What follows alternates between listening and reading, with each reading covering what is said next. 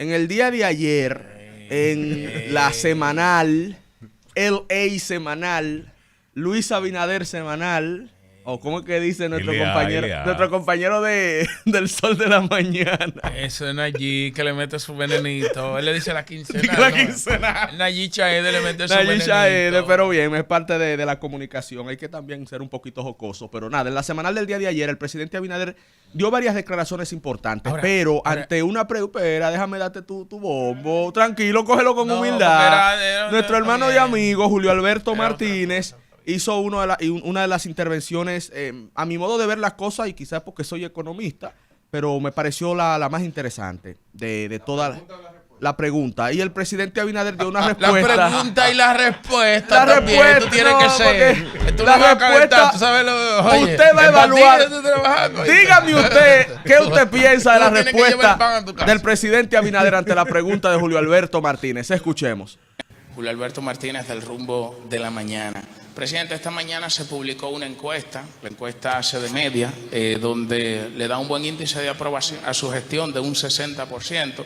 Sin embargo, esa misma encuesta establece que entre los principales problemas del país está el alto costo de la vida, lo cual es consistente con una información que publicó el Banco Central el pasado viernes de que en cada uno de los quintiles ha habido un incremento de la canasta básica familiar, aunque el incremento se ha producido dentro del rango meta que estableció el Banco Central.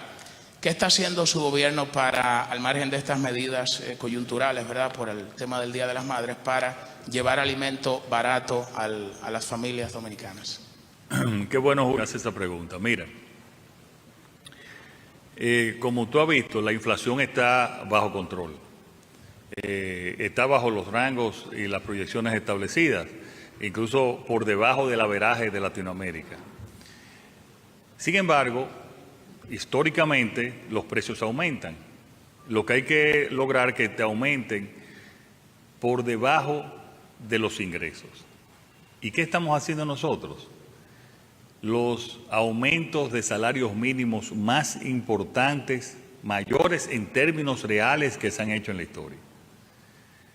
Y esos mismos informes del Banco Central, de organismos e instituciones autónomas, del MEPIT, dan que en estos 4 años y medio hemos aumentado en un 38% el salario real de los trabajadores.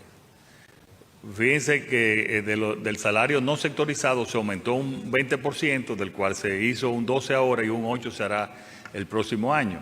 Pero en el salario sectorizado de las zonas francas, ya se acordó que empieza ahora la primera quincena, mañana se paga la primera quincena o el jueves de la zona franca, se aumentó un 25%, del cual 13% va a ser este año y un 12% el próximo año.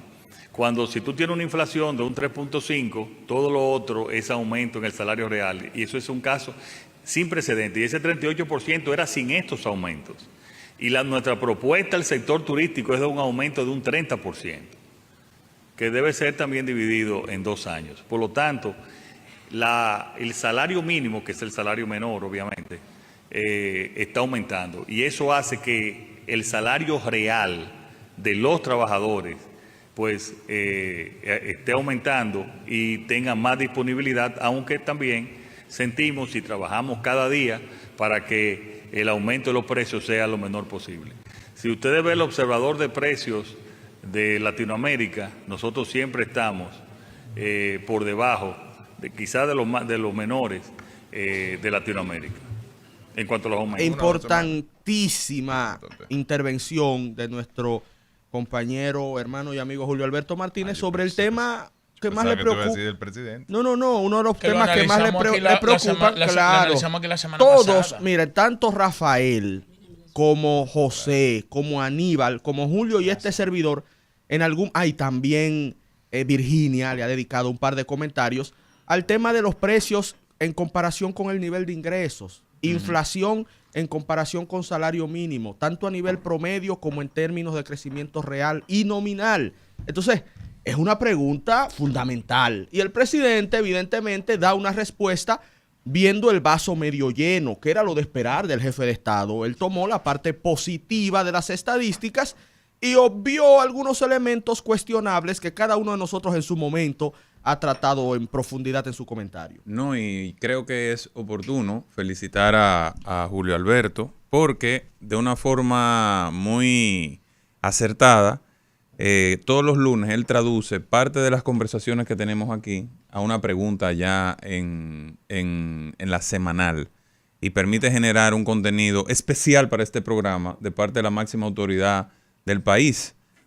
Aunque es una pregunta que se responde a la República Dominicana con todos los periodistas allí, creo que es parte de este rol que hemos ido construyendo y Julio lo sintetiza y lo expone de manera magistral. Así que te quiero felicitar además porque todas las preguntas que has hecho en la semanal, Julio, dan en la diana de la fibra de las preocupaciones del país. Muchas gracias. Gracias, ¿verdad? No me lo creo, pero gracias. Pero la idea es que el presidente de la República venga al rumbo de la mañana. Ah, sí, claro. La idea es que el presidente de la República venga al rumbo de la mañana. Bueno, eso es tu misión. Y también, claro, tú lo ves toda la semana. Ese es el objetivo, que el presidente venga al rumbo de la mañana y que los temas nacionales que uno debate aquí, que uno pueda hacer una crítica, un día resaltar algo positivo, otro día tú haces una crítica, uno trata de ser equilibrado, bueno, uno lo exponga ya y haga su pregunta. Y yo te voy a ser sincero, ese formato, por ejemplo, que es muy común en los países desarrollados, sí. ¿Verdad? De hecho, por ejemplo, con el expresidente Medina se daba algo interesante, que don Roberto Rodríguez Marchena, que en paz descanse, en el salón Orlando Martínez, él le respondía a preguntas a algunos periodistas, lo hacía el vocero del gobierno. En Estados Unidos, por ejemplo, lo hace la secretaria de prensa de la Casa Blanca. Aquí el presidente lo hace él personalmente. Entonces, pero diríamos que son formatos distintos. Es un modelo que viene... Pero es un modelo a mí me parece súper interesante. Yo espero que se mantenga ese modelo. AMLO, ¿no era? López Obrador en México. Él era diario. Con la mañanita. Increíble lo de las AMLO. mañanitas. Pero esas eran diarias. Que algunos decían que era un exceso. Sí, AMLO todos los días. Todos los días. Pero es que si tú te fijas, los presidentes hablan diario. O sea, por lo menos Luis sí. ha estado hablando diario desde diferentes foros y formatos, pero él incluso ha hablado 2 veces al día. No, es real. Porque él en algún momento habló desde la sede de la Policía Nacional en la reunión. Ayer, claro. Y después entonces habla en la tarde sobre temas distintos. Entonces, lo que pudiera parecer un modelo excesivo de López Obrador realmente es como la condensación. Porque la ventaja que tiene es que cuando un presidente asiste a un evento, la prensa toma un parte, ¿verdad? Pero quizás no está bien construido el mensaje en ese momento. Ese es el tema. El modelo de comunicación diaria de López Obrador lo que le permitía era poder construir la noche anterior un discurso y entonces marcar la prioridad del día, del gobierno, etcétera. Yo creo que aquí... lo ha seguido su Claudia. Sí, Claudia lo ha seguido. Pero ahora, eso da como un matiz también de modernidad. Serán los nuevos tiempos. Porque, por ejemplo, o de populismo el presidente también. Medina se caracterizaba por no hablarle a la prensa. Le decían el mudo. El expresidente Fernández le daba más entrevistas a la prensa internacional que a la local. Es verdad, esa era la crítica que se le hacía. Sí, hay que reconocer que responde a una concepción vertical del poder. Un modelo que lo impuso Balaguer, también, que lo siguió Leonel. Exacto, pero ya eso es insostenible en la sociedad de hoy. A eso es que voy. Tiempos. Es un cambio de modelo que viene, como dice Ernesto, con los tiempos, los avances de los tiempos. En vez de un liderazgo vertical, la gente está demandando un liderazgo horizontal, una comunicación de tú a tú con la gente. Y a mí me parece, Rafael, aunque sea un tema más formal que real, que de alguna manera le está dando resultados. Bueno, vamos a ver. Cuando tú evalúas la popularidad del presidente, yo les digo lo siguiente. Yo combato el adanismo desde la administración pública. Vamos a ver el que es un poco de lo que hace Aníbal, que ahora ya se está haciendo. No. Hay que ver en perspectiva el proceso. Pero no solo Aníbal. Es una marca de este gobierno. Es una marca de este gobierno. Caso, sí, pero ayúdanos a comprender el adanismo. Miren el proceso. Vamos a ver el proceso. El proceso en secuencia. Pasamos de decirle a Danilo, el presidente mudo, que eso se viralizó. Que también se le a un Luis Abinader. Pero que si lo están viendo así, están viendo una fotografía de un momento. yo prefiero que lo veamos en perspectiva. Mudo obtuvo 91%. Primero, recuerden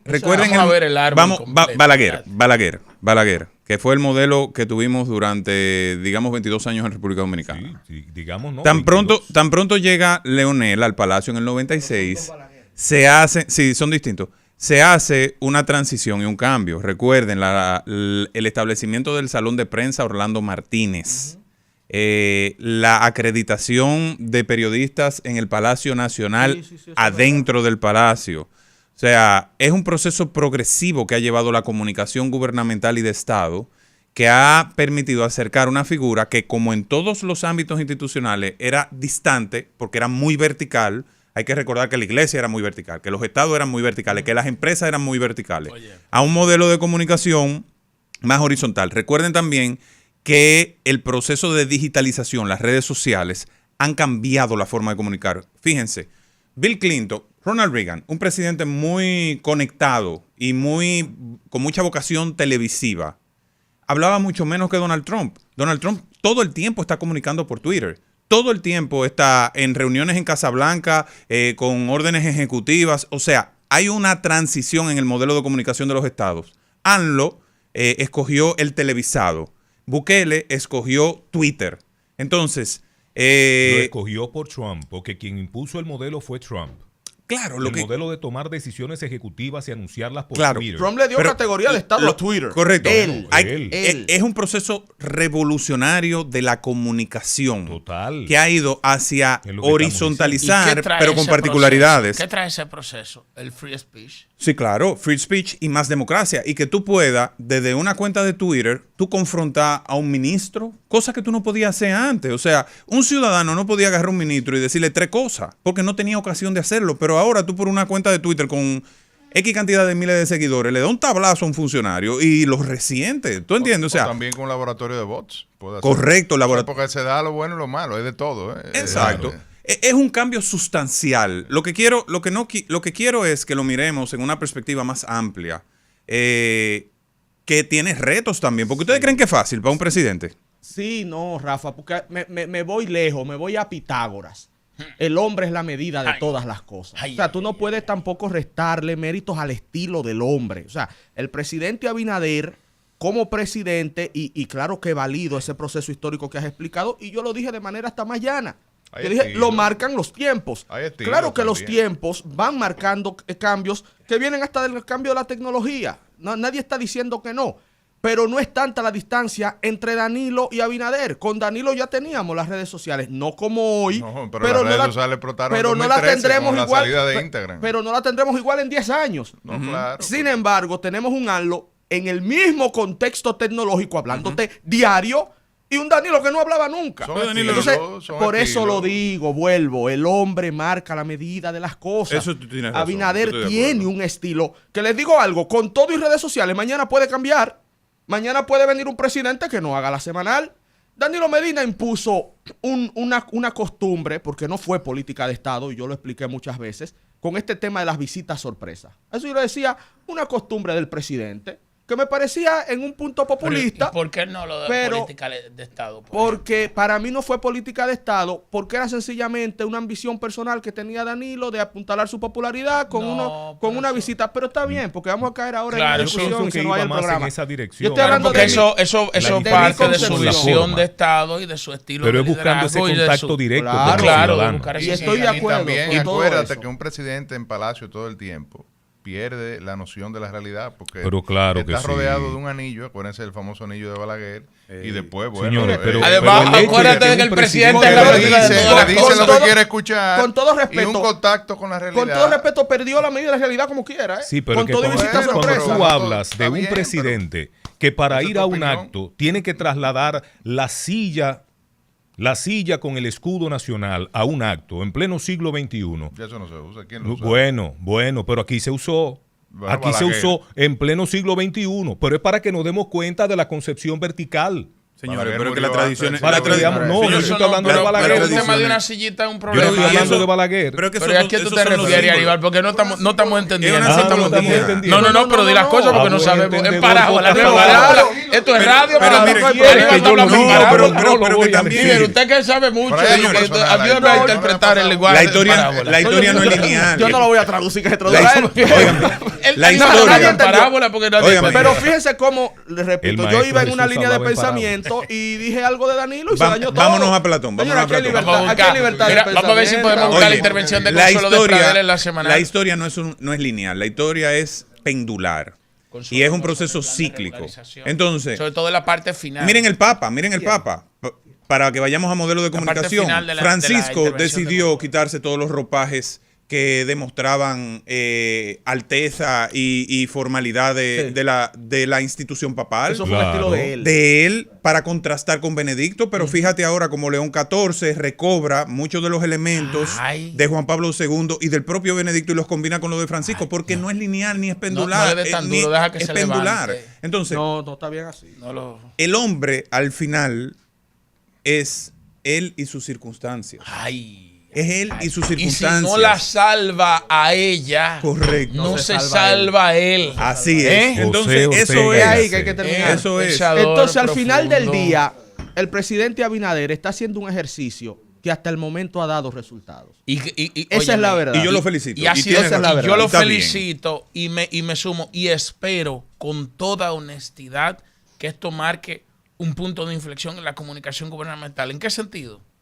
Si mañana viene Omar Fernández, si mañana viene Leonel Fernández, si mañana viene Francisco Javier, si mañana viene, hay un gallo tapado. Es que no es así. Esa era mi reflexión, ahorita. No es así. Cualquiera que Por eso yo estaba bien, pero yo lo que espero es que se mantenga esa cercanía. Vino Abinader y se acabaron la visita sorpresa. Mañana, porque no es política de Estado, es el estilo de un hombre. Y eso, yo no estoy diciendo que eso esté mal. Es una visión. Ahora, si le hubiesen dado 4 añitos más, lo convierte en una política de Estado, probablemente no. He mencionado a Danilo 2 veces y no me dejan hablar. Y además, si no le tumban el 20, lo hubiese convertido en una política. No se puede cuestionar a Danilo en este programa.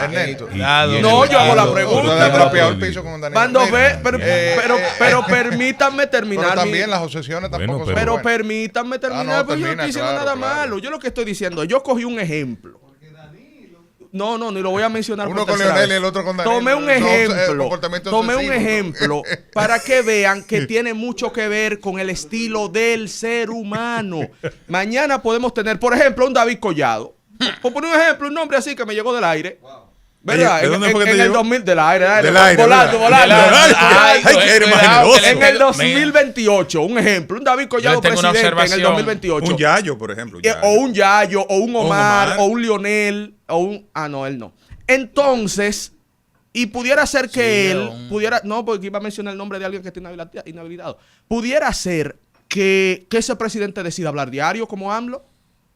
Pero entonces pudiera venir en el 2032 otro presidente y decida no hablar, o hablar semanal, o hablar mensual. ¿Cómo sería? La mensualidad. No. ¿Entienden? Entonces es un tema de estilo. Creo que a Luis le ha funcionado. Y además un estilo que Luis no impuso desde el principio. La semanal es una creación fue un proceso relativamente reciente. Electoral, hay que decirlo. Que creo que en el contexto del proceso electoral del 2024. Los primeros 4 años casi completos no había semanal. Fue un asesor, y no recuerdo el nombre porque yo lo entrevisté en otro programa. El asesor, ¿ustedes saben quién es? El asesor que le propuso a Luis. Mauricio sería. Yo creo que fue Mauricio. De Bengoechea. ¿Fue uno de ellos, don Mauricio o el otro? Es que es el mismo Mauricio de Bengoechea. ¿Y qué otras cosas? Bono, tú dices José Bono. Bueno, José Bono, vamos a escuchar, porque ayer estuvo también Consuelo Despradel, representando también al Sol de la Mañana. Que yo la quiero mucho. Y vamos a escuchar parte de la pregunta de Consuelo, y esto lo digo ya para que veamos más, diríamos que la sustancia que la forma, porque Consuelo puso un temita muy caliente. Cuidado. Consuelo puso un tema caliente que después yo quiero escuchar la opinión de ustedes aquí. Vamos a escuchar a doña Consuelo. En cuanto al Plan Nacional de Regularización, las mismas autoridades gubernamentales pasadas admitieron que solo completaron la documentación de unos 7,000 extranjeros. Entonces, ¿cómo aparecen más de 250,000 regularizados? Eso sucedió en el gobierno anterior al presidente. La aplicación de ese plan, de esa forma, no solamente dice eso, sino que dice, óigame esto, presidente, considerando que el Plan Nacional de Regularización de Extranjeros Ilegales constituyó el escenario a través del cual se llevó a cabo la más sutil acción contra la soberanía y la existencia del Estado Dominicano.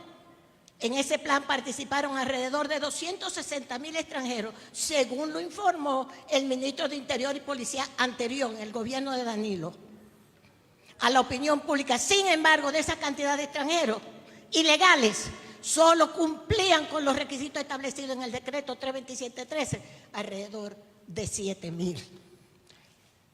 El sector empresarial está planteando que quiere plan de regularización ahora. Los bananeros quieren plan de regularización ahora, otra vez. Nos costó 2.000 millones ese plan de regularización del gobierno de Danilo. Para nada, para legalizar la ilegalidad. Presidente, estoy preocupada. Gracias. Sí, gracias, señor Consuelo. Mire, la reunión que tenemos con los presidentes el próximo miércoles es una reunión donde nos vamos a enfocar en la parte de la seguridad y la situación de Haití.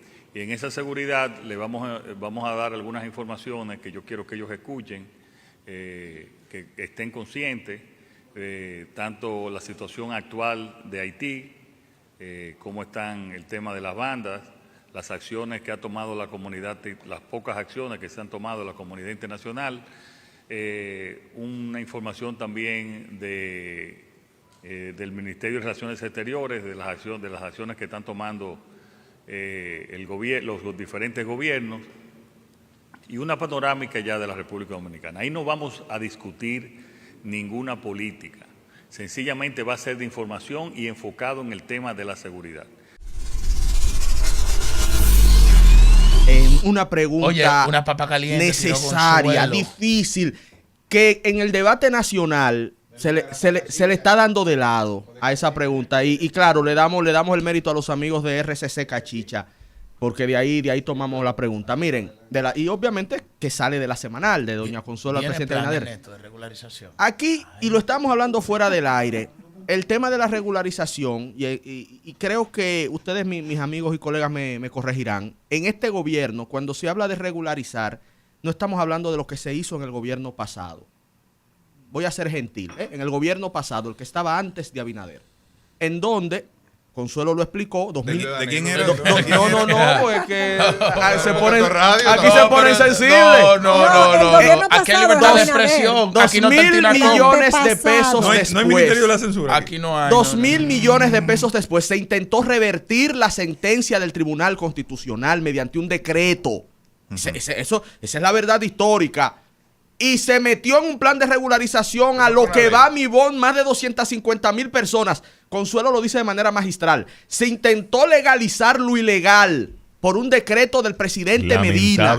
Eso fue lo que pasó. Fue una ley, entonces, la 169-14. En contra del Tribunal Constitucional. Correcto. Aplicando lo que ordenó el Tribunal Constitucional. Acorde al criterio. Un plan de regularización. Acorde al criterio de quien todo lo controlaba en este país en ese momento, Danilo Medina. Bien, sin su anuencia eso no se hubiese hecho. ¿Qué sucede? ¿Qué sucede? Pero no en esa dimensión. Que claro que no, señores. 250.000 haitianos que se hicieron dominicanos de golpe y porrazo. Que alguien le dado al verdadero responsable. El verdadero responsable de eso no es Danilo Medina. El verdadero responsable de eso es Gustavo Montalvo. Fue Gustavo Montalvo. Pero yo quiero... Gustavo Montalvo y Juan Bolívar Díaz son los autores intelectuales del numeral 2 del artículo S sobre el plan de regularización. Esa es la realidad. Ahora yo le pregunto, señores, ahora, yo le pregunto ahora porque no quiero enfrascarme. Hay que repartir las no comparto lo que plantean, pero no quiero enfrascarme en esa discusión. Yo le pregunto ahora, por ejemplo, right now. El presidente de la Asociación de Industrias, Julio Brache, planteó recientemente que se necesita un plan de regularización. Los bananeros también plantearon de que quieren regular la mano de obra haitiana. El expresidente Hipólito Mejía. Que lo va a llevar al diálogo. Gracias por la precisión. El expresidente Hipólito Mejía dijo que va a llevar a ese diálogo un plan nacional de regularización. Ese es el debate. Eso es lo que se está dando. En el contexto del mercado laboral. Exacto. Aclarar que no es plan de regularización migratoria en sentido general. O sea, no lo que se hizo. De obra. No tiene nada que ver una cosa con la otra. Yo escuchaba ahorita que decía don Julio, tu papá, que Hipólito Mejía le hicieron una invitación para esta cumbre a modo honorífico. Pero que si él tiene un plan, claro está, si él tiene un plan o algo que proponerle al presidente, debería hacer una reunión aparte con el presidente. Pero que ahora mismo él no funge como una figura clave para estar proponiendo ese tipo de... Pero Hipólito, la boca de él nadie la va a aguantar. Claro, Hipólito, imagínate, tú sabes, si nosotros comenzamos a analizar las declaraciones de Hipólito y a contextualizarla racionalmente, eso es, nos ponemos locos. Mira, ya él dijo lo que va a decir en el día y lo dijo en la prensa. Ya lo dijo, además de que pasa por una nota discordante, porque hay que recordar que el presidente incluso ayer lo dejó claro, la reunión de mañana miércoles tiene carácter informativo. De hecho, informaciones sensitivas, como se dijo, van a ser suministradas a los demás líderes del país. O sea, entiendo yo que quizás el presidente Mejía debiera esperar otro momento para manifestar esta propuesta. O sea, que lo que tú estás diciendo es que Luis corrigió, le enmendó la plana a Hipólito. No, yo estoy diciendo que el presidente Abinader estableció desde el principio el carácter de la reunión. Y que a posteriori ayer, el expresidente Hipólito Mejía dijo que él va a llevar su agenda a la reunión a la que fue invitado. Tipi top. Eso es para que veamos la secuencia de los hechos. Hipólito, de manera muy particular, se destapa con unas declaraciones que estremecieron al país. Sí. Que es que él va a primera vez tampoco. No, pero bien. Él lo había dicho antes. Pero vamos a ver los hechos cronológicamente de ayer. Hipólito dice, yo a esa reunión voy a llevar una propuesta de plan de regularización. Sí. Y si la pueden hacer en Gurabo, yo voy. Entonces, se arma debajo de una mata de coco y él va. Se arma el reperpero en el país a raíz de ese planteamiento. A mí también. ¿Qué ocurre? Te voy a decir un actor aliado del gobierno que reaccionó de inmediato, Vinicito Castillo. Vinicito reaccionó, presidente, le desaconsejo cualquier intento de plan de regularización en este momento, etcétera, etcétera. Llámate a Vinicito. Cuestiona, su opinión, vamos a llamarlo, cuestiona el planteamiento de Hipólito. La prensa toma todo este contexto y en la semanal le dice, presidente, espérese, viene doña Consuelo de manera, como un láser. Presidente, mire esto, lo escuchamos ahí. ¿Cómo es posible que se esté planteando en este momento? Y dice, y termina, oye, ¿cómo termina doña Consuelo? Dice, estoy preocupada. En ese estoy preocupada traduce el estado de preocupación. Pero claro que sí. Y el presidente dice, no, espérense. Ahí no se va a discutir política. Ahí yo voy a compartir una información de naturaleza estratégica sobre la situación de Haití. Y coloca la reunión en un plano distinto, geopolítico. No digo yo, porque los otros están callados ahí, pero hablarán. No, claro. Ellos dijeron que van a escuchar. Pero eso se conecta. Paz está haciendo periodismo, está diciendo lo que pasó. Eso se conecta. Es un hecho narrativo. Eso se conecta con un planteamiento hecho el domingo por Leonel Fernández en la mañana. Cuando a Leonel le preguntan qué es el momento anterior a los de Hipólito, Leonel dice, no, miren, este asunto da un giro. Porque el presidente lo que nos ha pedido es reunirnos para compartir una información sensitiva. Y por eso la sede del Ministerio de Defensa. Pero dice, de todas formas, yo mantengo el planteamiento de que la reunión para discutir temas se haga en el foro que corresponde, que es el Consejo Económico y Social. Y el presidente lo ratificó ayer. Correcto. Y dijo también que estaría dispuesto a visitar de manera bilateral a cada uno. O sea, como lo había propuesto. Exacto. Ahora, Hipólito, el que arma el reperpero es Hipólito con el planteamiento y Luis. Lo había dicho antes el ministro de Trabajo también. Pero exacto. Va en esa línea. Exacto. Fíjate, Limber, Eddie, Hipólito, son los tres parte de un equipo político. Claro que sí. O sea, Eddie Olivares es parte del equipo político de Hipólito Mejía, no de Luis Abinader. Lo que estamos atestiguando... Claro, por eso Eddie Olivares está diciendo que las empresas no están cumpliendo con el 80-20. Está viendo. Por eso va a guerra. Que la mayoría de las empresas no están... de guerra. Entonces no es tan sencillo el asunto. O sea, no es de que un planteamiento, no. Es que aquí hay una posición política de un núcleo dentro del gobierno. Y el presidente... Pero hay una realidad también en el mercado laboral. Está bien. Está bien, sí, pero las declaraciones y hay presión del del empresariado, porque hay que decirlo también. Y hay presión del empresariado, claro que sí. Y del sector agrícola. Eso te iba a decir. Los bananeros están diciendo que van a quebrar. Si no Oye, las declaraciones recientes de Limer Cruz, de que él tiene muchos empleados que son ilegales, eso relaciona a Hipólito directamente. Por eso es que la gente está tan predispuesta con aquello que ha dicho Hipólito. Ahora, hay que cuidar, porque se está buscando, por ejemplo, un consenso, ¿verdad? Se está buscando una armonía, se está buscando sentar a los expresidentes en una mesa. Pero yo vi que Consuelo sacó un informe ahí del Ministerio de Economía. Entonces ya eso te manda una señal de por dónde va la cosa. Porque si tú vas a justificar ahora un plan de regularización. Es que no son planes de... mira, una cosa es aplicar la pero ley. Que se haga sin satanizar el pasado, porque ahora parece que la cosa viene. Que en el pasado eso no se hizo.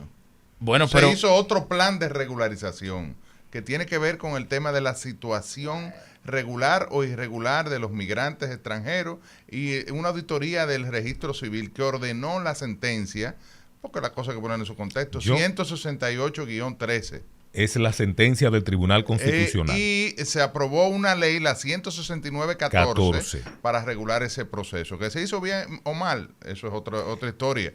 De hecho, hay varios informes, un informe hasta de participación ciudadana. Hay varios informes. Que no lo escondan, ahora, otra cosa es decir, para terminar la idea, otra cosa es decir que el mercado laboral dominicano, como yo dije en un comentario la semana pasada, está en sectores como agricultura y construcción, está dominado por la mano de obra extranjera en condición irregular y que eso necesita una regularización en el marco de la Ley General de Migración que plantea la manera de hacerlo a través de la reunión del Consejo Nacional de Migración, que dicho sea de paso no se reúne desde el año 2021, que establece los cupos de cada sector en función de un estudio que hace un Instituto Nacional de la Migración, dicho sea de paso que el director ni habla porque no se atreve, Wilfredo Lozano, ni el presidente lo recibe, ni en Palacio lo reciben, porque es un tema sensible y hay miedo de tratar ese tema. Y que él tiene una impronta,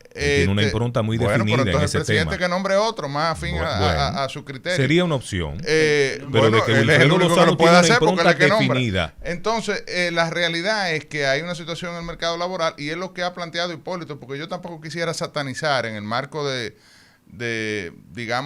no conocer cuál es la realidad o reconocer cuál es la realidad, porque como yo he dicho en muchas ocasiones, nada más hay que ir a las construcciones o a ir al campo o a hacer una visita a Barahona o a cualquier otro lugar o a Monteplata o si yo no sé si alguno de ustedes tiene una tierrita en Altamira y darse cuenta de que hay una realidad, claro. No, hay una realidad.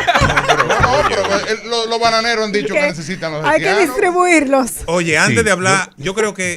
Y aquí hay una industria de la caña, cuando se habla de mecanización, aquí nada más está mecanizado el 20%. Bueno, pues entonces antes de regularización hablemos de mecanización y automatización. Bueno, claro. Esa es la clave, inversión y modernización de los sectores. Puede haber una campaña de varios años, 5 años de nacionalizar el trabajo. No podemos seguir con un modelo del siglo XIX, por Dios. Yo quería aclarar, el informe que doña Consuelo presentó el día de ayer. Hay máquina, oye, uno de los sectores, y te lo puedo decir yo. Que recoja café, eso no oiga lo que yo le voy a decir. Señor del Castillo. Rafi. Uno de los sectores donde mayor cantidad de innovaciones se ha producido. Y de hecho, el World Technology Summit que se hace en Los Ángeles, uno de los mayores componentes de modernización y de automatización que tiene son las industrias alimentarias. Entonces, nosotros deberíamos estar en el centro de eso. Eso no se va a hacer de la noche a la mañana. Del sector agrícola está compuesto por extranjeros indocumentados que recogen fresas, que recogen uva, esa es una realidad. Hay cosas que la máquina todavía no puede hacer. Llegaremos al momento donde el 100% de la actividad obrera, de trabajador, en este caso estoy hablando de un trabajador del campo, por ejemplo, no conozco la máquina que recoge el café. El café hay que saber cómo se recoge. El café, por ejemplo, no madura completo. se recoge la semilla que está madura y la verde se deja en la mata. ¿Qué máquina hace eso ahora mismo? En no una hay loma. Procesos en una loma, qué sé yo cuánto. Hay procesos la caña hay lugares. ¿Por qué quisieran los ingenios mecanizarla completa y salir de este problema? Pero hay lugares donde no se presta por la conformación geográfica para meter la máquina. No entra la máquina. Exacto, tiene que ser llana. Y déjame decirte, el trabajador manual es más eficiente que la máquina. Hay que siempre va a ser así. No siempre, porque la máquina es la máquina y debe ser perfecta. Pero es uno de los pocos sectores donde el corte de la caña es más eficiente por parte de la mano de obra, en este caso haitiana, que la que lo realiza. Antes lo hacían cocolo de las islas y puertorriqueños incluso vinieron a picar caña y dominicanos picaban caña, pero ya eso no es así. Pero de acuerdo, claro. Yo estoy de acuerdo. Y hay muchísimos otros sectores donde la mecanización no es posible. Pero qué paradoja del destino. Todos aquellos que promueven el avance y la modernización de los derechos y el siglo XXI y las nuevas tendencias y llaman conservadores a los que plantean posiciones de defensa de las tradiciones, etcétera. Entonces, con relación a la mano de obra extranjera ilegal, no se puede hacer ningún cambio. Todo tiene que mantenerse como estaba. Somos dependientes completamente. Pero no es. Ahora, yo lo que le pido a la gente, merecemos transformarnos y cambiar. Julio, tú mencionabas algo que creo que hay que aclararlo. El estudio que doña Consuelo presentó, el informe, no era del Ministerio de Economía, sino del Ministerio de Interior y Policía, y específicamente del viceministro Juan Manuel Rosario, que es de los autores de la Ley de Migración 285. Vamos a invitarlo. Entiendo que es pertinente. ¿Sabes por qué? El gobierno de Hipólito desaprobó. Sí.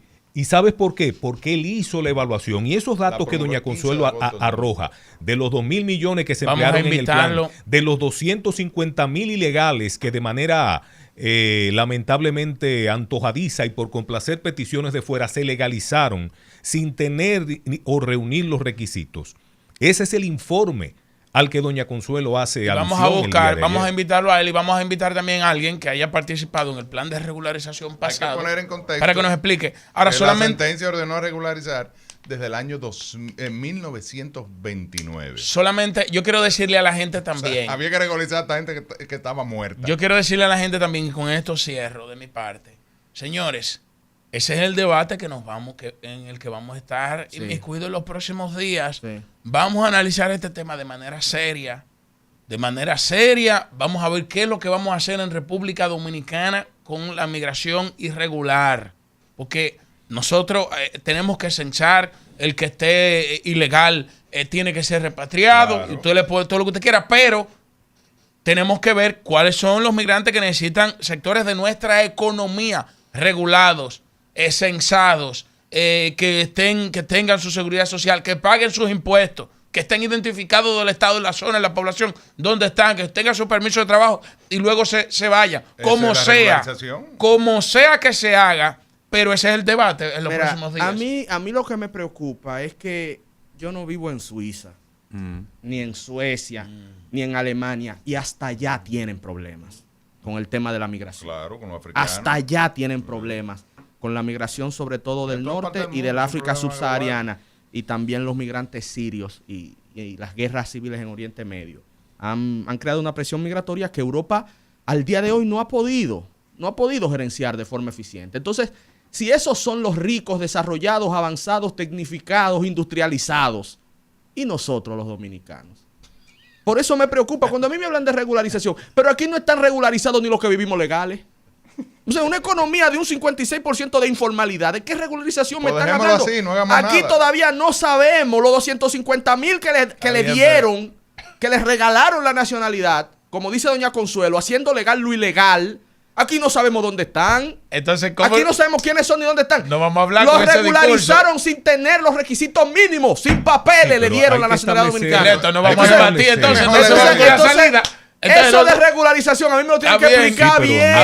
Entonces tú no me lo tienes que escuchar. Porque aquí lo que hay que ponerle orden a la economía. No, porque escuchar yo escucho. El asunto es si están dispuestos a escucharme a mí también. Está bien, te vas a escuchar. Porque yo he escuchado a todo el mundo hablar. Pero te vas a escuchar, claro. Pero y esperé el final para poder decir algo.